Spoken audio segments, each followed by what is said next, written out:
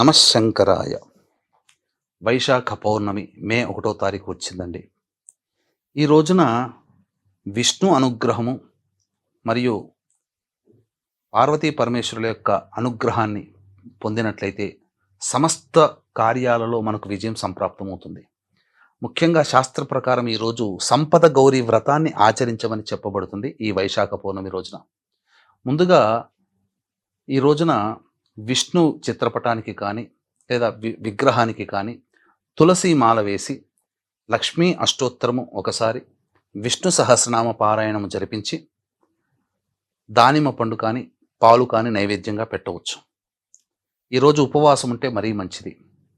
దానాది కార్యక్రమాలు చేసినా, ఏ దానం చేసినా అది చాలా పుణ్య ఫలితం. ముఖ్యంగా సాలగ్రామ దానం చేయడం చాలా విశేషమైనటువంటి ఫలితం కలుగుతుంది.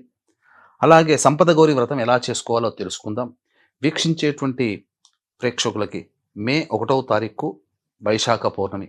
ఈ సందర్భంగా మీ జాతకరీత్యా కలుగు విద్య, వివాహ, ఉద్యోగ, దాంపత్య, అనారోగ్య సమస్యల నివారణకి, అలాగే శత్రుబాధ, నరఘోష, నరదృష్టి, ప్రయోగ బాధల నివారణకి, వీసా ప్రాబ్లమ్స్తో ఉన్నటువంటి వాళ్ళకి, మరియు మేష, మిథున, కర్కాటక, సింహ, కన్య, వృశ్చిక, ధనుస్సు, కుంభ, మీన రాశుల్లో జన్మించిన వారికి శనిదోష నివారణ పూజలు, హోమాలు, ఈ సర్వదోష నివారణ పూజలు, హోమాలలో భాగంగా మే 1వ తారీఖు సాయంకాలం 6 గంటలకి చేయించడం జరుగుతుంది.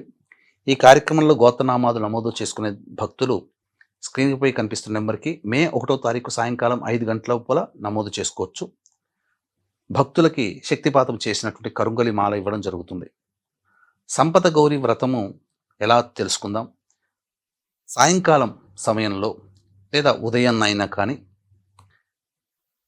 పసుపుతో గౌరీ దేవిని తయారు చేసి ఆ యొక్క పసుపుకి షోడశోపచార విధానంగా లేదా పంచోపచార విధానంగా పూజ జరిపించి గౌరీ అష్టోత్తరముతో అర్చన చేసి తదనంతరం ధూపదీపం నైవేద్యములిచ్చి గౌరీ సహస్రనామ పారాయణం చేసి ముత్తైదువుకి జాకెట్ ముక్క అనగా ఈ సంబంధించినటువంటి స్త్రీ వస్తువులు, ముత్తైదు వస్తువులు అనగా అద్దము, దువ్వెన, కాటుక, జాజిక పూలు, అలాగే గాజులు, ఈ సంబంధించినటువంటి చీర లేదా జాకెట్ పీసు, పండ్లు, దక్షిణతో సహా ముత్తైదుకి వాయనం ఇవ్వండి.